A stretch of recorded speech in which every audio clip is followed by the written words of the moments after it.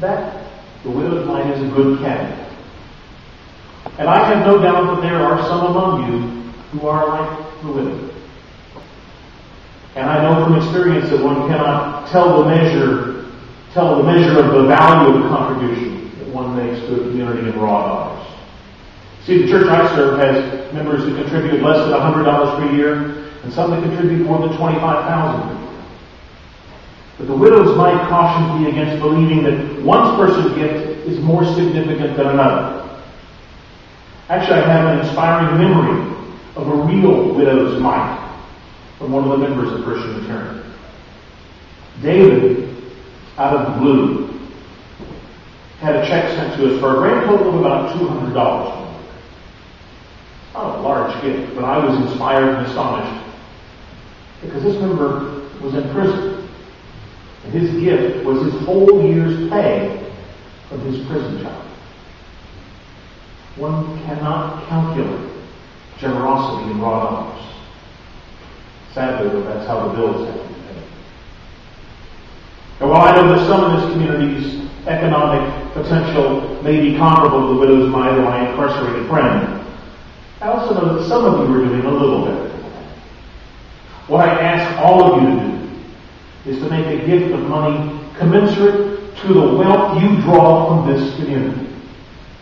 Now, as a Unitarian, I'm not necessarily bound by some of the traditions of the Christian church observes and advances. The congregation I serve would laugh if I were to suggest the biblical notion of the tithe, 10% of finances, as an appropriate gift. You see, I'm fine for asking for an outrageous gift, but the pragmatist in me believes in asking for something that I have a shot at getting. Some of you, no doubt, are tithing now. If so, I congratulate you for aligning your finances with your values. But I'm not going to condemn anyone for not giving 10%. I'm also not going to suggest that anyone who's giving at that level be less generous. I may be outrageous, but it doesn't say stupid across my forehead. What I want to do is to challenge the rest of you. I want to challenge the rest of you. What I tell the congregation I serve is that a gift of 3% is a sign that they're taking church seriously. 5% is a gift. That's a gift that shows committed giving. And a gift of 7% is an indication of a deep and abiding commitment to the mission and vision of the church. Now, we Unitarians are very rational types, so we call this prime giving because 3, 5, and 7 are all prime numbers. We tell people if they want to be really outrageous, they can give 11, which has nothing to do with tithing, but is also a prime number. Some of you will know that 2 is a prime number too, but we choose to be oddly prime. Now, I tell people that they can base those percentages on gross, on net. I don't care if you figure any way you wish to come up with that number. It's between you, your conscience, and God. What I can tell you for sure is that giving at this level isn't common in your congregation. In particular, if you have church leaders who are not giving in that 3 to 7% range, that there's very little chance of your church being a vital and thriving community. Now, not all of us are that good at math. I love the idea of a tribe in Africa whose numerical system consists of 1, 2, 3, many.